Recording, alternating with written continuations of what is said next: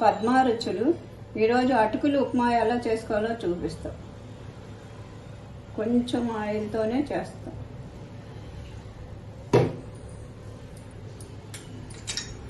ఎండుమిర్చి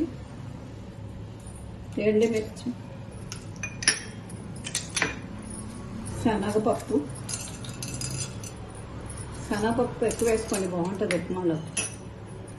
ఆవాలు కొంచెం ఎక్కువ, ఆవాలు అవి బాగుంటాయండి దీంట్లోకి మాత్రం.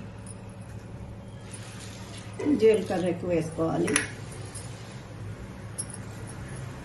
కరివేపాకు,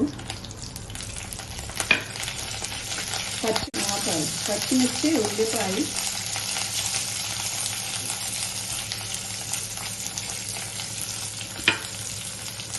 గుళ్ళు, వేరుశనగ గుళ్ళు,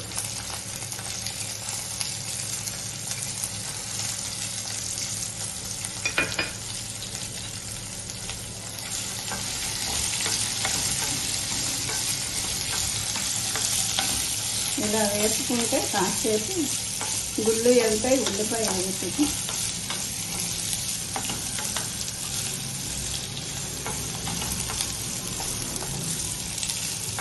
క్యారెట్, చిన్న క్యారెట్ తీసుకోండి. 2 కప్పులు, నేను కప్పు చూపిస్తాను. ఈ 2 కప్పులు అటుకులు ఈ కప్పుతో. ఈ కుక్కర్ అది అందరికి ఉంటుంది కదా, దాంతో 2 కప్పుల అటుకులకి ఈ 1/2 కప్పు వాటర్.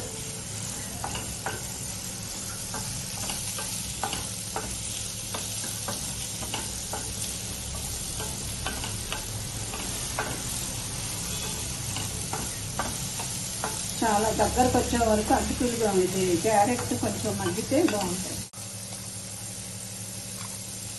సాల్ట్, రుచికి సరిపడా సాల్ట్ చూసుకొని వేసుకోండి. సాల్ట్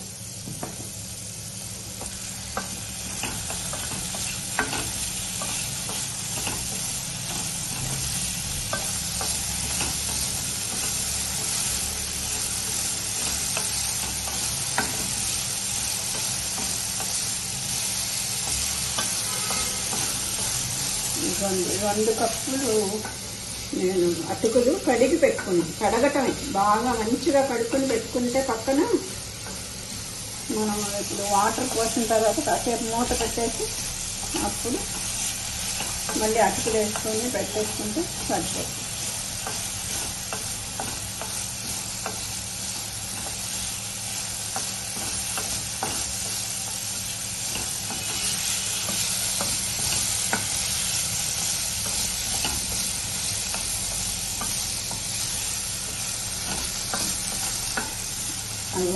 అల్లం ముక్క ఒకటి తురగాలి. చిన్న అల్లం ముక్క తురుముకోండి, ఎక్కువ అక్కర్లేదు. మంచి వాసన వస్తుంది. కోపాసనలు ఇప్పుడు ఇది ఉంటే అయినారంటే అల్లం తురిమేది, లేదనుకుంటే కొట్టుకుని వేసుకోండి కొంచెం చిన్నగా.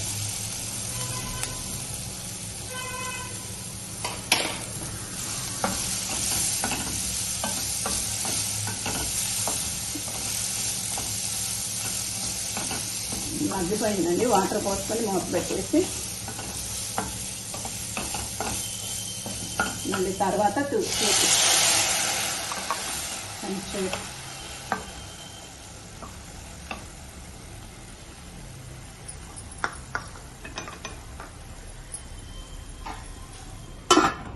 ఒకటి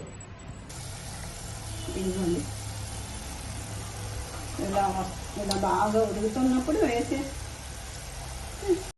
ఉప్మా అయిపోతాయి. ఇలా జల్లెల్లో వేసుకుంటాం.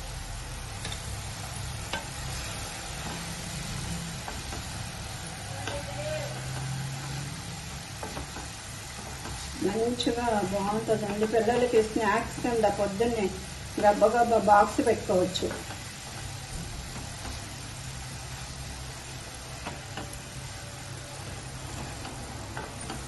కొత్తిమీర వేసి మూత పెట్టేస్తాను. ఇంకా అంతే. ఇందులో కాసేపు ఎక్కువ టైం కూడా పెట్టక్కర్లేదు.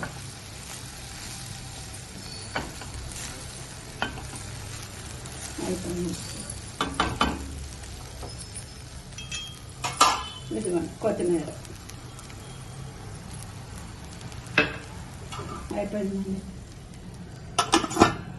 అయిపోయింది.